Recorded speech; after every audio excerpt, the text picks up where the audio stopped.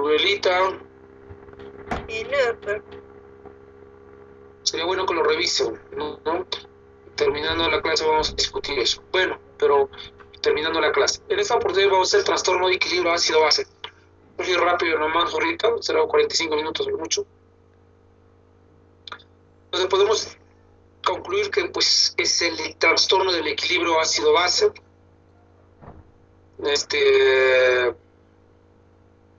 Están viendo la pantalla, ¿no? Chicos. Sí, doctor. Ya, sí, doctor. Es el trastorno del equilibrio ácido que puede ocurrir con carácter primario, pero generalmente se debe a enfermedades o como parte de la complicación de algunas enfermedades persistentes, principalmente en las áreas de hospitalización, emergencia, UCI, ¿no? Entonces su aparición tiene implicancias de complicaciones claras, ¿no? Si no se corrige esto, va a llevar pues a una complicación seria y por ende a la pérdida de la vida humana. En esta temporada, en este periodo, se ha visto bastante el uso de trastorno, se ha visto bastante el desequilibrio de ácido base como secundarismo a enfermedades como distrés respiratorio severo, que hace una sepsis virémica y esto lleva a una acidosis metabólica, ¿no? Principalmente, ¿no? Y una alcalosis respiratoria o acidosis metabólica y acidosis respiratoria mixta, ¿no? Todas descompensadas, ¿no? Principalmente en aquellos pacientes que están intubados en ventilación mecánica o con una hipoxemia tremenda, teniendo trastornos respiratorios. Entonces el pH se puede abreviar como aquel potencial de hidrógeno, que es un parámetro que indica la concentración de iones hidrógenos que existe en una solución. Esto se debe al metabolismo intracelular que libera iones hidrógeno por oxidación de hidratos de carbono y grasa. Por eso los pacientes obesos tienen mucha más predisposición a hacer acidosis metabólica o trastorno ácido-base, porque también está relacionado con la oxidación de hidratos de carbono y grasa. Entonces podemos decir que es el logaritmo negativo de la concentración de hidrógenos de una muestra. Es un indicador de la acidez y alcalinidad. Su valor normal de un pH de 7.35 a 7.45. Esto es un valor importante que ustedes no pueden olvidarse de por vida. Todo paciente que trabaja, todo médico que trabaja en la área clínica maneja el día a día de este valor importante en el pH, en el AGA electrolitos. Entonces así podemos ver que la acidemia pues es el aumento de concentración de hidrogeniones en la sangre y la alcalemia es la disminución de la concentración de hidrogeniones en la sangre. Así como podemos definir que el ácido es una sustancia capaz de incrementar la concentración de hidrogeniones en una solución. Y los iones fuertes, como el sodio, cloro, potasio y lactato, son aquellos que se encuentran completamente disociados en una solución. Y la diferencia de estos iones fuertes es el balance de la carga negativa,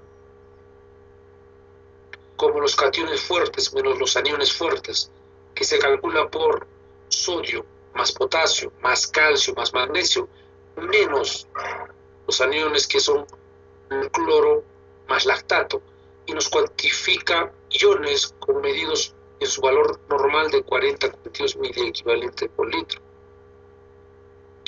Y los ácidos son aquellos que se encuentran parcialmente disueltos en una solución como la alúmina y los fosfatos. Y el PCO2, la presión de CO2 en el AGA, la presión parcial de dióxido de carbono en la fase gaseosa en equilibrio constante. Los valores en adultos es 30 más menos 2 a nivel de la altura.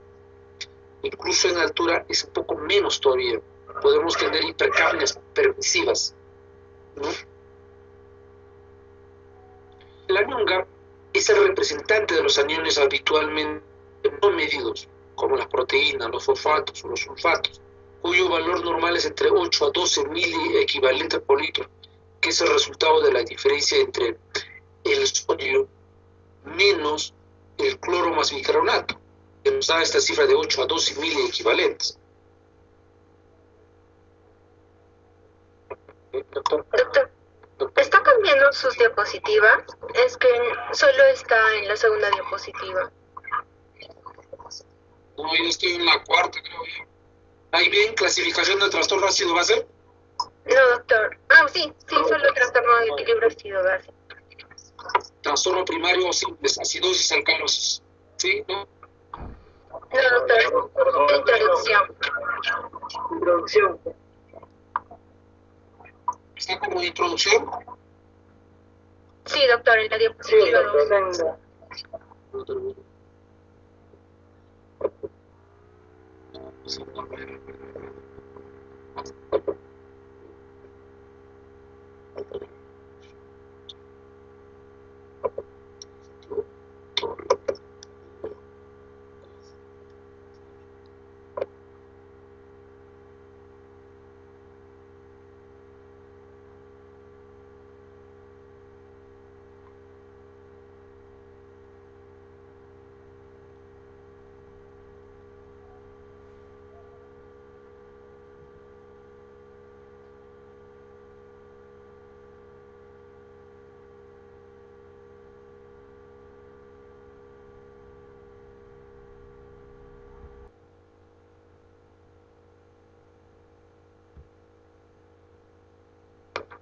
Listo, chicos, ¿ven? ¿Están viendo? Chicos. Aún está cargando, doctor. Está en introducción, ¿no? ¿O está cargando? Sigue cargando. Sigue cargando, doctor. Ahora sí se puede ver, doctor. Ya, listo. Entonces, como les he dicho, trastorno de equilibrio ácido-base es un trastorno de carácter primario, pero generalmente ocurre también en enfermedades como preexistentes, ¿no? Ya en las áreas críticas como UCI, emergencia, hospitalización, etcétera, ¿no? Son áreas críticas donde el día a día se maneja el electrolitos para la compensación del medio interno, principalmente ácido base y trastorno hidroelectrolítico. ¿Me escuchan, no? ¿Aló? Sí, doctor. Rubela. Ahora también es la tercera diapositiva, ¿usted ve? Definición de términos. Sí, doctor. Entonces avanzaré. Sí, doctor. El pH, como hemos dicho, es la abreviatura del potencial de hidrogenio, es un parámetro que indica la concentración de iones hidrógeno que existe en una solución. Es el producto del metabolismo intracelular, ¿no? Por liberación de hidrógenos, de iones hidrógeno, por oxidación de hidratos de carbono y de grasa. Recordemos, como les he dicho, que los pacientes obesos, por su gran acúmulo de grasas, tienen tendencias a mayor predisposición de acidosis metabólica, concomitantemente como sobre una base de un proceso infeccioso. Entonces, el pH también es el logaritmo negativo de la concentración de hidrógenos de una muestra. El valor normal de este pH es 7.35 a 7.45, que nos ayuda a ver la acidez si es menos de 7.35 y la alcalinidad si es más de 7.45. Entonces podemos definir que la acidemia es el aumento de concentración de hidrogeniones en sangre y la alcalemia es la disminución de la concentración de hidrogeniones en sangre. Entonces se puede definir ácido como aquella sustancia capaz de incrementar la concentración de hidrógenos de una solución. Y los iones fuertes como sodio, potasio, cloro son aquellos que se encuentran completamente asociados en una solución. Y la diferencia de iones fuertes es el balance de la carga negativa de cationes fuertes menos aniones fuertes. Se calcula entonces de la siguiente forma: sodio más potasio, más calcio más magnesio, menos cloro y lactato. Y nos cuantifica los iones no medidos y su valor normal es de 40 a 42 miliequivalentes. Los ácidos débiles son aquellos que se encuentran parcialmente disueltos en una sola mola albúmina y los fosfatos. El PCO2 o la presión parcial de dióxido de carbono en la fase gaseosa del equilibrio con la sangre, que es un valor de más o menos de 30 más menos 2 miliequivalentes a nivel de 3.600 metros sobre el nivel del mar. El anión GAP es el representante de aniones habituales no medidos, como proteínas, fosfatos, sulfatos, cuyos valores normales es entre 18 a 20 miliequivalentes, que es el resultado de la diferencia entre el sodio menos cloro más bicarbonato, que eso equivale a 8 a 12 miliequivalentes por litro. La clasificación de trastorno de ácido-base está dado por acidosis y alcalosis. La acidosis es la disminución del pH por el incremento de la concentración de hidrógenos, inducido por una disminución de la concentración de bicarbonato o por un aumento en la PCO2. La alcalosis es el incremento del pH por reducción de la concentración de hidrogeniones, inducido por una elevación de la concentración de bicarbonato o por una disminución del PCO2. Entonces, podemos definir, el pH es igual a disminución de pH por el aumento de hidrógenos. Y la alcalosis es el aumento del pH con disminución de la concentración de hidrógenos, ¿no? Y acá podemos ver clásicamente cómo se puede diferenciar una acidosis metabólica, una alcalosis metabólica, una acidosis respiratoria y una alcalosis respiratoria, un electrolitos. Entonces la acidosis metabólica define pues como un incremento en la concentración plasmática de hidrogeniones con un pH menos de 7.35 debido al descenso de la concentración de bicarbonato. Si eso nos está diciendo que la acidosis metabólica es disminución del pH conjuntamente con el cambio primario que es el bicarbonato, a esto se llama acidosis metabólica. De igual manera, si la alcalosis metabólica es el aumento del pH con un aumento de bicarbonato, o sea, el cambio primario es el bicarbonato. Y por ende, como también podemos interpretar la acidosis respiratoria, es la disminución del pH con aumento del PCO2, o la presión parcial de CO2 en la sangre. Y la alcalosis respiratoria es el aumento del pH con disminución del PCO2, ¿no? ¿Me escucha Rubela? Hola, Rubela. Sí, se lo escucha, doctor. Entonces, para esto hay que definir los valores normales. ¿Cuánto es el pH normal en un agua de electrolitos? 7.36 a 7.44. Lo ideal es 7.4. ¿Y el PCO2 cuánto es lo normal? 40 más menos 4. 36 a 44 milímetros de mercurio. ¿Cuánto es el valor normal del bicarbonato? 24 más menos 2. 22 a 26, y el anion gap es de 8 a 12, ¿no? Y el exceso de bases es más de 0 a más o menos 2. Entonces, en la acidosis metabólica podemos ver como un trastorno primario la disminución de ¿qué? Del pH y por ende del bicarbonato. Y en la acidosis respiratoria hay disminución del pH pero aumento del PCO2. En la alcalosis metabólica hay aumento del pH y aumento del bicarbonato. Y en la alcalosis respiratoria hay aumento del pH y disminución del PCO2. Pero ¿cuál es la alteración compensatoria en cada uno de estos? Es el PCO2 y el bicarbonato.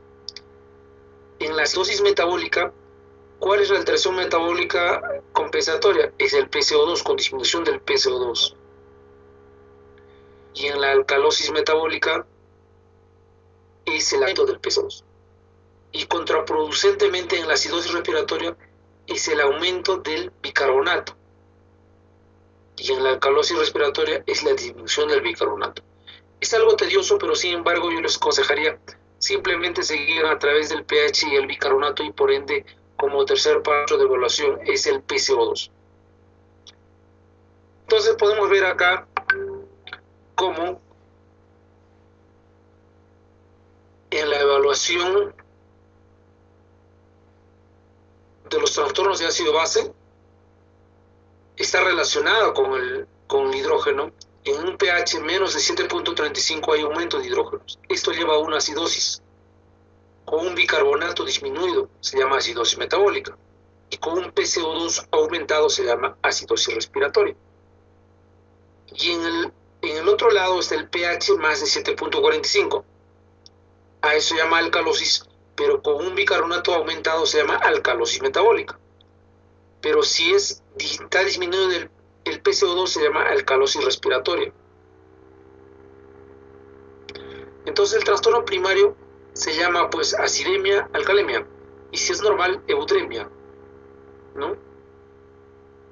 Entonces vamos a ver acá, la acidosis metabólica se clasifica pues con anion gap normal o acidosis metabólica con anion gap alto. Recuerden que el anion gap es de 8 a 2 milímetros, 12.000, de 8 a 12.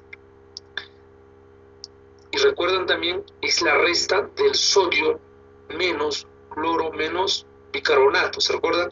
Sodio menos la suma del cloro más bicarbonato, que era de 8 a 2 milímetros, 8 a 12. Entonces, la acidosis metabólica con anion gap alto, anion gap normal,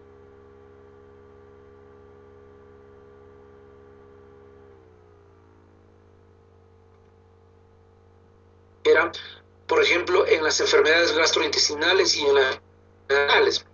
Por ejemplo, en la enfermedad de acidificación urinaria distal, donde la porción ascendente del asa de Henle reabsorbe el 15% del bicarbonato filtrado en un mecanismo similar ocurrido en el túbulo proximal, por ejemplo, a través del intercambio apical de sodio más hidrogeniones, ¿no? Esto,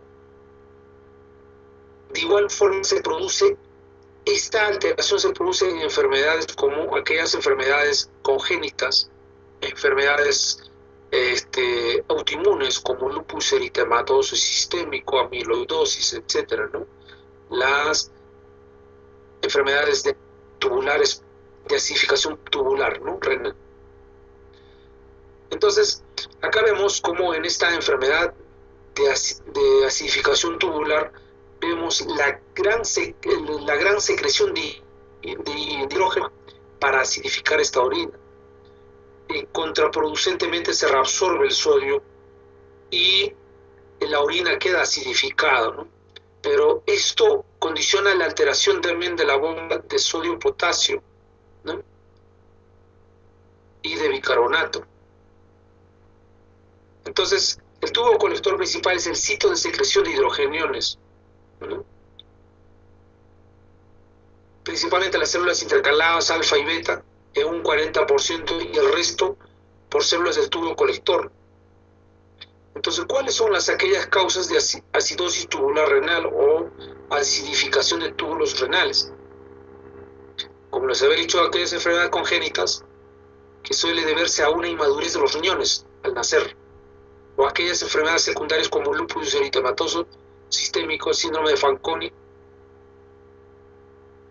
o las enfermedades genéticas, ¿no? Las enfermedades autosómicas recesivas, o principalmente también aquellas enfermedades o aquellas patologías post-trasplante renal, donde se ha observado el desarrollo de acidosis tubular renal en un 40% de pacientes después de haber sido sometido a un trasplante renal. Entonces, podemos clasificar esta patología de acidosis metabólica con anion gap normal y anion gap elevado en la siguiente. Los pacientes con acidosis metabólica con anion gap normal o hiperclorémicas se presentan enfermedades digestivas como diarreas, fístulas pancreáticas, biliares, intestinales, posoperados de búlbulos con colostomías, pérdidas renales de bicarbonato en acidosis tubulares renales, hiperparatiroidismo, fármacos como las acetosalamidas, la anfotericina, que este medicamento de la anfotericina es un antimonial pentavalente que tiene mucha acción sobre los riñones, principalmente en los túbulos. Produce entonces principalmente los túbulos y túbulos colectores, ¿no? Como la ciclosporina, el clotrimoxazol, los diuréticos distales. Y aquellas patologías con acidosis metabólica con anion gap elevado, principalmente en la cetoacidosis diabética por ayuno prolongado alcohólico, en los alcohólicos. La cetoacidosis diabética, recordemos que la glucosa dentro de la célula se convierte, su metabolismo de la glicólisis en 2 piruvatos. De esto dentro de la mitocondria convierte en 36 ATPs y de esta forma vive las células, ¿no? Pero sin embargo en los diabéticos o un paciente infectado echa mano este ciclo de la glicólisis al ciclo anaeróbico y ya no se produce 36 ATPs sino solamente se produce 2 ATPs. Esta producción de 2 ATPs produce a una hiperlactacidemia, a una acidosis láctica. Por ende, hay una alteración del ciclo de Krebs, ¿no? Y de esa forma, se produce una acidosis metabólica con un gap elevado. De igual manera, en pacientes con insuficiencia renal, intoxicación de salicilatos, etanol, metanol, tolueno, azufre, en la rhabdomiólisis, aquellas patologías por picadura de arañas o de garrapatas, o el esfuerzo físico extremo que condiciona desaturación o hiperlactacidemia muscular. Acá tenemos una fórmula cómo reponer el bicarbonato frente a un déficit de bicarbonato, que es un uso cotidiano en las áreas críticas. Se aplica la fórmula déficit de bicarbonato, que es igual a 0.6 por peso corporal, ¿no?, por bicarbonato deseado menos bicarbonato medido. Entonces recordemos que cada ampolla de bicarbonato al 8.4% trae 68 miliequivalentes de 10 ml. Pues si es una ampolla de bicarbonato de 20 ml, entonces es el doble de 68 miliequivalentes. De esa forma se saca el déficit de bicarbonato para corregir en los pacientes con acidosis metabólica.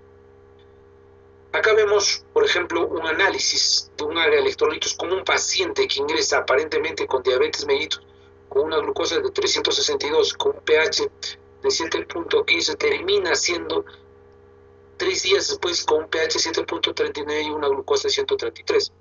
Entonces, nuestro parámetro de evaluación en este área de electrolitos para el diagnóstico de acidosis metabólica podemos definir de la siguiente manera. Por ejemplo, este paciente con diabetes mellitus o cetoacidosis diabética, debut, diabetes tipo 1, que entra con pH 7.17, para yo decir una acidosis metabólica, ¿cuál es el otro parámetro primario que debo evaluar? Caso Larico Keiko, ¿está? ¿Cuál es el otro parámetro que debo evaluar después del pH?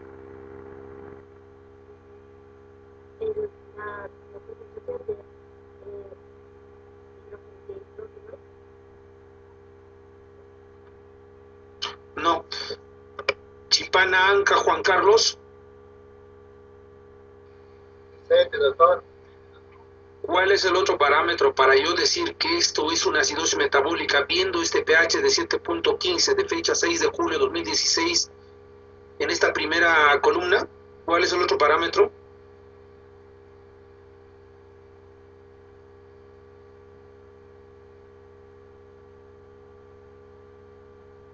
Cutipa, Warsaya, Alex. Alex. ¿Está Alex? ¿Cómo? ¿Cuál es el otro parámetro? ¿Me escuchó la pregunta, no? Sí, doctor. ¿Cuál es el otro parámetro? En cuanto a la acidosis, doctor, estaríamos midiendo el pH. Si tiene un pH 7.15, ¿cuál es el otro parámetro de evaluación para yo decir que es una acidosis metabólica? Espinosa, Tito, Jenny, Yurema.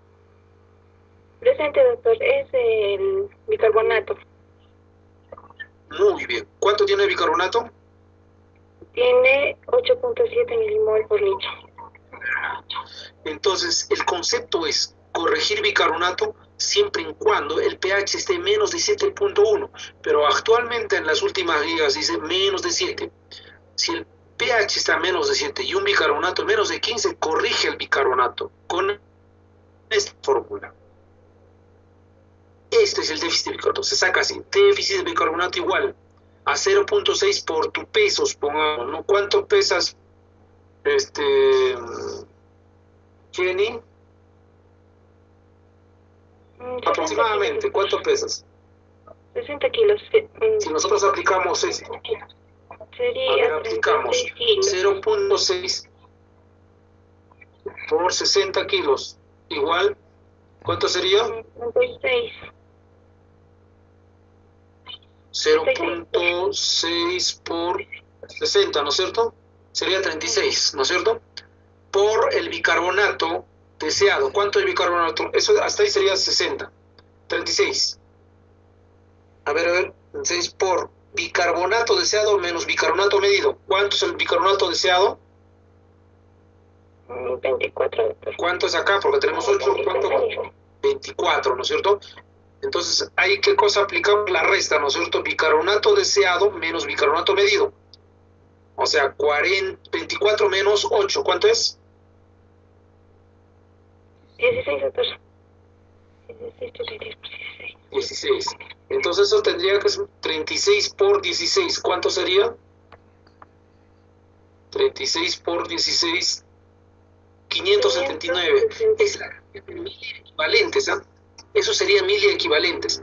Entonces, como yo te decía, si la ampolla trae 68 miliequivalentes de 10 ml y el de 20 trae 132, en 576 entre 132, ¿cuánto sería?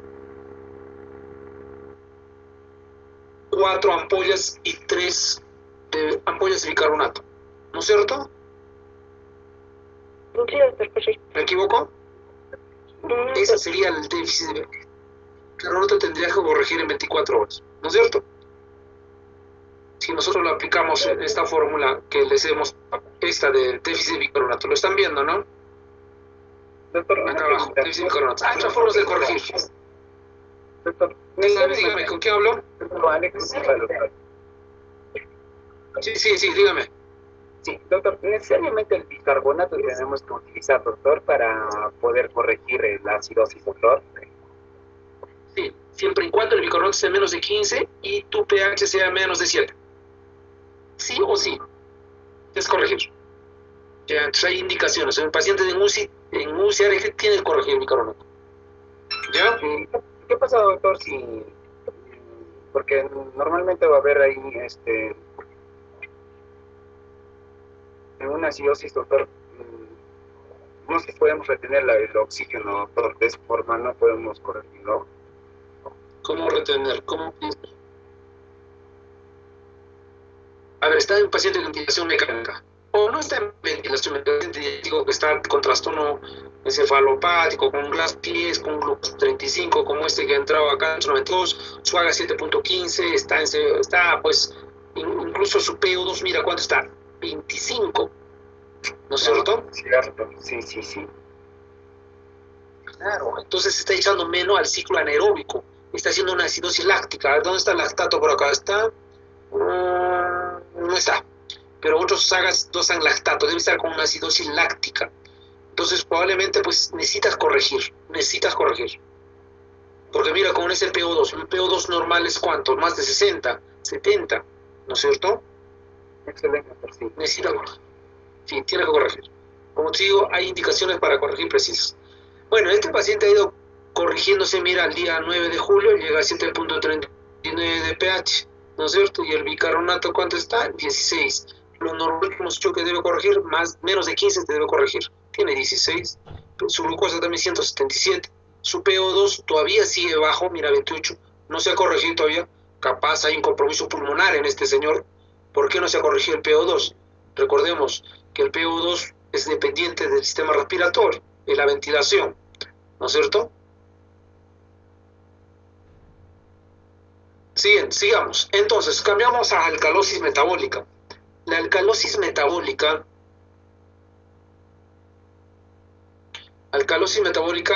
es el proceso fisiopatológico anormal de tipo no respiratorio, ¿no? Es un déficit primario de hidrogeniones extracelulares por la ganancia de bicarbonato o pérdida primaria de hidrogeniones, con un pH mayor de 7.45. Como podemos ver acá, en una alcalosis metabólica el bicarbonato está aumentado, el pH también, pero el PCO2 como alteración compensatoria también está aumentado y el exceso de bases. Entonces la concentración de bicarbonato plasmático es mayor de 25.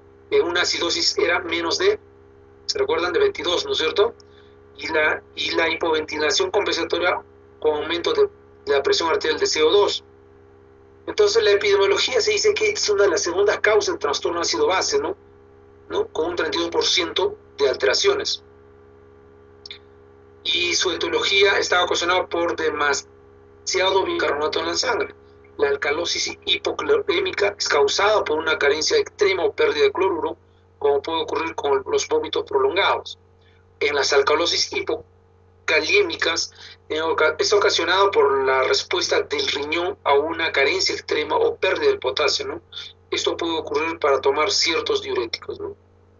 Entonces, la alcalosis metabólica es una segunda causa más frecuente de trastorno ácido-base y sus causas por ingesta excesiva de sustancias alcalinas, pérdida de iones hidrógeno como el cloro, potasio asociado a retención de bicarbonato y mantenimiento de alcalosis metabólica. Entonces puede estar generado por mecanismos extrarrenales y renales. Los renales como el hiperaldosteronismo primario o el síndrome de Cushing. Recordemos que el hiperaldosteronismo primario es un desorden de la glándula suprarrenal. Recuerden del eje renina, angiotensina, aldosterona, que esta glándula capta, ¿no?, el déficit de sodio y potasio a través de los túbulos contorneados, y esto va a condicionar la liberación de aldosterona y por ende la retención de más sodio y agua. ¿Y esto qué condiciona? El aumento de la presión arterial, como lo ha dicho la anterior vez Alexander. Igual en el síndrome de Cushing, ¿no? Recuerden que el síndrome de Cushing, hay dos tipos de síndrome de Cushing, exógeno y endógeno. El exógeno es por uso exagerado de corticoides, ¿no? Así como en las causas extrarrenales también existen los vómitos, las bulimias, la deprivación dietética de infantes, la aspiración gástrica en los alcohólicos, las diarreas, los adenomas vellosos, el uso de diuréticos en pacientes nefrópatas, cardiópatas, el uso de diuréticos de asa como la furosemida y las tiazidas. En los casos renales, o por ejemplo en el hiperaldosteronismo primario, el aumento de la reabsorción de sodio con hipocalemia que ocurre en esta enfermedad, se genera pues aumento de bicarbonato en el líquido extracelular. Entonces de esto surge esta enfermedad que se llama el hiperaldosteronismo primario, que fue descubierto por este investigador Kohn, y gracias a él lleva, cuando hay un tumor suprarrenal unilateral, la enfermedad de Kohn, ¿no es cierto?, que es una enfermedad de glándula suprarrenal en la que se produce y libera a la sangre una cantidad excesiva de hormona denominada aldosterona.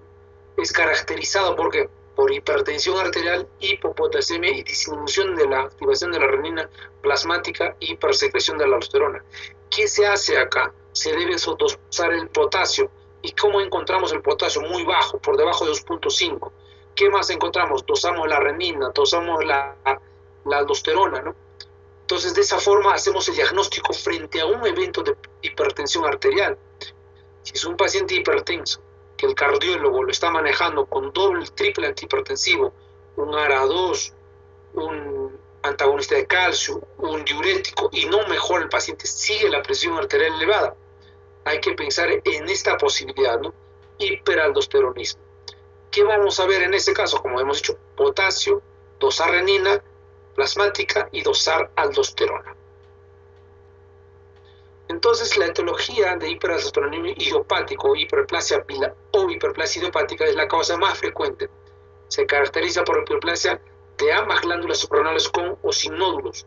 Recordemos, la enfermedad de Kohn es unilateral, pero la hiperplasia idiopática es bilateral. Estos pacientes suelen responder a la angiotensina 2. Entonces, ¿cuál es la etiología? El adenoma productor de aldosterona o síndrome de Kohn son tumores benignos de la zona glomerular de pequeño tamaño y bien encapsulados. Suele responder pobremente a la acción de la angiotensina 2. Tiene una prevalencia de 4% en los pacientes con adenoma productor de aldosterona o tumores con productor de aldosterona, y las carcinomas adrenales productores de aldosterona, que bastante infrecuente, se sospecha ante la presencia de tumores adrenales que son mayor de 4 centímetros, ¿no? Entonces, en estos pacientes con hipertensión arterial, además del exceso de aldosterona, se asocia a una mayor prevalencia de alteraciones del metabolismo glucídico y síndrome metabólico, que contribuye al riesgo de padecer enfermedades cardiovasculares. Entonces, ¿cuál es la clínica del hiperaldosteronismo? La hipopotasemia. ¿Y cuál es el tratamiento que se debe hacer? Quirúrgico, por ejemplo, en la enfermedad de Kohn. O en el idiopático, la espironolactona, la espleronona o la amilorida triamtereno, ¿no? No tenemos en el Perú la amilorida triamtereno, pero sí tenemos espironolactona y espleronona. Entonces, ¿cuál es la clínica de esta alcalosis metabólica? Puede haber lógicamente anorexia, náuseas, vómitos, confusión y apatía, desconcierto, letargo, como convulsiones y hipoxemia, ¿no? Dolor precordial, recordemos que la hipopotasemia produce dolor precordial, espasmo cordial, arritmias, taquiarritmias, cansancio muscular, calambres, parálisis, hiporreflexia, distensión abdominal por disminución del peristaltismo que puede llevar a hilio dinámico, no mecánico, dinámico, y muchos de los cirujanos lo intervienen y no encuentran nada, solamente era una hipopotasemia.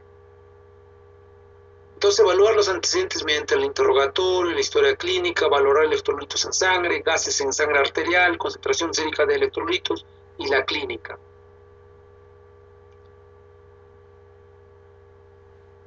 Vamos al penúltimo tema, que es la acidosis respiratoria. La acidosis respiratoria es una producción excesiva de ácido carbónico que no puede ser eliminada y que se detecta por un incremento del PCO2 en la sangre. Como vemos acá en la acidosis respiratoria, el PCO2 está aumentado, el pH disminuido y el bicarbonato aumentado con exceso de bases aumentado. Entonces hay hipercapnia primera, hay alteración causada por la hipoventilación alveolar o un incremento en el PCO2 de los tejidos corporales.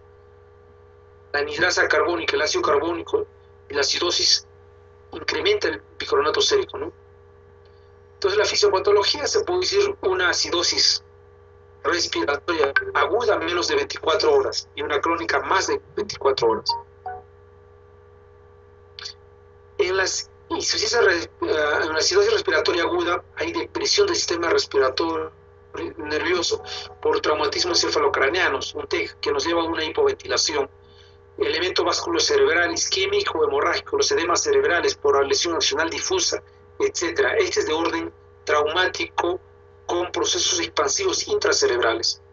Las restricciones ventilatorias por tórax inestable, por fractura de parrilla costal múltiple, con hemotórax o neumotórax. En las enfermedades alveolares, como el edema pulmonar de orden cardíaco o no cardíaco, como en la enfermedad de Trali, en el CIRS. Las alteraciones neuromusculares, como la lesión medular por traumatismo vértebro-medular o síndrome Guillain-Barré. Las obstrucciones de vías respiratorias superiores, como el broncoespasmo, el laringoespasmo, angioedema. Las obstrucciones de vías respiratorias bajas, el broncoespasmo y el asma. Las causas crónicas también se puede ver de causa nerviosa, como la enfermedad de Picnic, los tumores del sistema nervioso central, los gliomas, restricciones ventilatorias como la sifoescoliosis en pacientes adultos mayores con osteoporosis, osteoartrosis, la obesidad mórbida en pacientes hipotiroideos, enfermedad de Cushing, las enfermedades alveolares pulmonares como el edema pulmonar cardiogénico y no cardiogénico también, y en las alteraciones neuromusculares la esclerosis múltiple, las miopatías como las enfermedades de Schuster-Strauss o Wegener, polimiopatía sistémica, las obstrucciones de vías respiratorias superiores como la broncoaspiración, el laringoespasmo, y las de vías respiratorias bajas, el EPOC, las enfermedades pulmonares crónicas, ¿no? Las bronquiectasis en aquellos pacientes con tuberculosis. ¿Cuál es la clínica? Entonces hay hipercapnia, irritabilidad, confusión, alucinación, coma, hipotensión y arritmias cardíacas. El tratamiento es corregir la hipercapnia, corregir la hipoxemia asociada, intubación y ventilación mecánica. En la alcalosis respiratoria ocurre lo contrario, ¿no? La alcalosis respiratoria, el pH está más de 7.45 y el descenso del PCO2 y el descenso del bicarbonato. En la alcalosis respiratoria, mayor pH, reducción en eliminación del CO2 y por ende el PCO2, por trastornos diversos en la ventilación alveolar. Se compensa la eliminación renal de hidrogeniones que lleva a una pérdida de bicarbonato en la orina y por ende a una disminución del plasma. El PCO2 es menor de 35. Los trastornos de equilibrio ácido-base en la alcalosis respiratoria es PCO2 menos de 35, bicarbonato disminuido y un pH mayor de 45.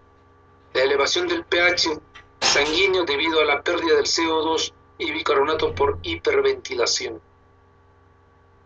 Entonces, ¿en qué nos se presentan? Principalmente en mujeres embarazadas, grandes alturas. Recordemos, por ejemplo, en nuestro medio, la preeclampsia, la preeclampsia severa, que lleva a una hipoxemia, ¿no? Y esto puede llevar a una muerte, a una insuficiencia, a una, ¿cómo se llama? A un sufrimiento fetal y por ende a muerte prematura de las gestantes, ¿no? También la hipoxemia en las grandes altitudes por la disminución de la presión parcial de oxígeno en las grandes altitudes. Entonces la estimulación directa del centro respiratorio que produce la ansiedad, la hiperventilación, la psicógena o voluntaria, por ejemplo, si a una persona le da una noticia desagradable, condiciona la ansiedad. Esto lleva a una hiperventilación. Los cuadros sépticos por microorganismos gram negativos, el embarazo como la preeclampsia, la cirrosis, las lesiones neurológicas como las hemorragias subaracnoideas, la hipoxemia con enfermedades pulmonares crónicas como el EPOC, las grandes alturas, insuficiencia cardíaca, anemia, hipotensión, enfermedades pulmonares como el EPIT, el asma, los fármacos. Entonces la clínica es parestesia, malestar torácico, hormigueo, entumecimiento perioral, como si fuera una parálisis facial cuando hay entumecimiento perioral, hormigueo en la cara, confusión que lleva finalmente a una hipoxia cerebral. La hipocapnia aguda y la hiperventilación activa tienen por través de la ventilación mecánica, a través de la anestesia general, que nos lleva a una disminución del gasto cardíaco, a una disminución de la presión arterial sistémica, a un aumento de la resistencia periférica y a un movimiento láctico. El diagnóstico, lógicamente, es historia clínica, examen físico, el patrón respiratorio, haga electrolitos para ver el disturbio. El tratamiento es corregir la causa. En casos de la ansiedad, hiperventilación y sedación. En caso de respiración en sistema cerrado, en las enfermedades de grandes altitudes como la hipoxemia o alcalosis respiratoria, usando la acetazolamida 250 miligramos cada 8 horas, de acuerdo a la necesidad, ¿no? Y en las enfermedades graves, la ventilación mecánica y la relajación muscular. Listo, chicos. Creo que acabamos hasta acá. ¿Alguna pregunta, muchachos?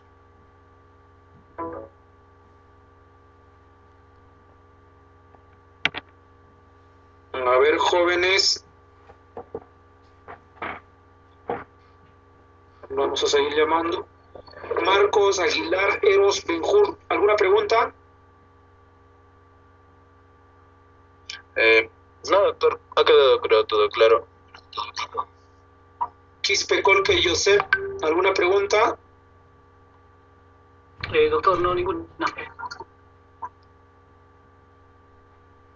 Doctor, ¿me escucha? Quispe, joven, Mireya, Liz. Sí, sí, sí, ¿con quién hablo? Hola, hola. Muchachos, ¿con quién hablo? ¿Alguna pregunta, jóvenes estudiantes? Dime, Mireyita, ¿o quién me está hablando? Doctor, buenas noches, disculpe. Tenemos Rubén, clases para las 9 de la noche. ¿A partir de qué hora? A partir de las 9, doctor, que ya tendríamos clases ahora. Ya, muy bien, Rubelita, entonces yo creo que están completos, pueden irse nomás. Les he dejado, chicos, en la página de la institución. Hay un AGA electrolitos, son 2 AGA electrolitos. ¿Ya? Rubelita, coordínalos para que lo vean ustedes, todos los chicos, y que me lo interpreten. Todo relacionado con esta clase. Acidosis metabólica, alcalosis metabólica, acidosis respiratoria y alcalosis respiratoria. ¿En qué disturbio ácido base encuentran en ese AGA electrolitos? ¿Ya?